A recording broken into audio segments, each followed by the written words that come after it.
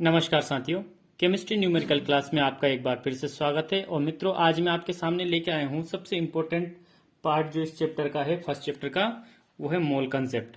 मोल concept यानी मोल संकल्पना वाला चैप्टर है ये, टॉपिक है ये। इसको आपको थोड़ा समझना है। इंग्लिश में मैंने लिखा है, हिंदी मीडियम के स्टूडेंट भी इसको समझ सकते हैं।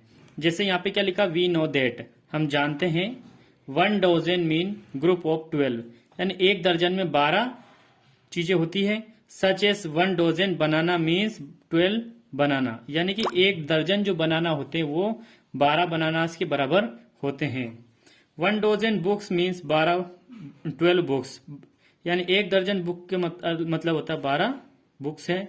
सिमिलरली काउंटिंग ऑफ एटम्स, जब अपन परमाणु को गिनते हैं, आयंस को गिनते हैं, मॉलिक्यूल्स को गिनते हैं, scientist suggest concept of mole.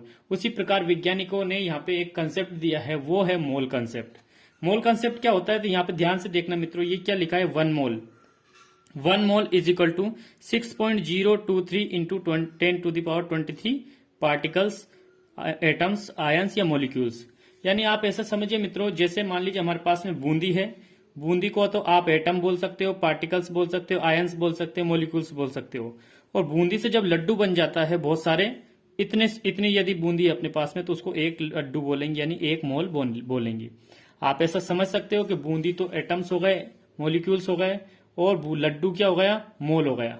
ठीक है, तो 1 मोल में कितने एटम्स होते हैं ये ध्यान रखना, 6.023 इंटू 10⁻23 पार्टिकल्स भी हो सकते हैं, एटम्स भी हो सकते हैं, और आयंस भी हो सकते हैं, मॉलिक्यूल्स भी हो सकते हैं। ठीक है, इसके बाद में आगे देखिए यहाँ पे, this number is also called Avogadro's number. इन संख्याओं को एवोगेड्रो संख्या भी कहते हैं।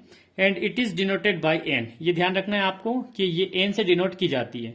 ठीक है मित्रों, एग्जाम्पल देखिए यहाँ पे, 1 मोल इलेक्ट्रॉन्स, 1 मोल इलेक्ट्रॉन का मतलब क्या है, तो 1 मोल इलेक्ट्रॉन का मतलब है 6.023 इंटू 10⁻23 इलेक्ट्रॉन्स।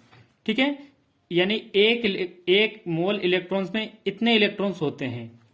1 मोल सोडियम आयंस, इसका मतलब क्या हुआ, 6.023 इंटू 10⁻23 Na सोडियम आयंस। ठीक है, 1 मोल एटम, इसका मतलब क्या हुआ, 6.023 into 10⁻23 atoms.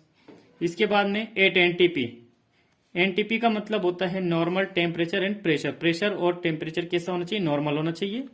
The value of 1 mole gas, 1 mole gas का जो वैल्यू होता है, वॉल्यूम, सॉरी माफ कीजिएगा, 1 मोल गैस का जो वॉल्यूम होता है 22.4 लीटर होता है। इसे अपन मोलर वॉल्यूम बोलते हैं। ठीक है मित्रों, ये आपके सामने कुछ फॉर्मूले हैं, इसके बेस पे अपन क्या कर सकते हैं, कुछ क्वेश्चंस को सोल्व कर सकते हैं। ये फॉर्मूला याद रखना मित्रों, बहुत इंपॉर्टेंट है। ये अगले टॉपिक में जब मैं आपको क्वेश्चन आंसर जो न्यूमेरिकल सोल्व कर रहा हूँ, इन पे बेस्ड है।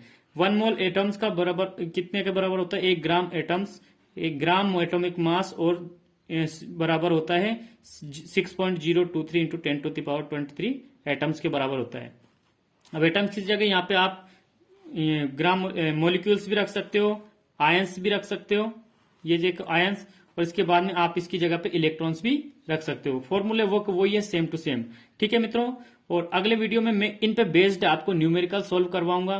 वो न्यूमेरिकल्स के माध्यम से आपको बताऊंगा कैसे एग्जाम में पूछे जाते हैं, ये बोर्ड एग्जाम में पूछे जाते हैं, और एंट्रांस एग्जाम जो होता है नीट JEE के, उनके एग्जाम में भी ये पूछे जाते हैं।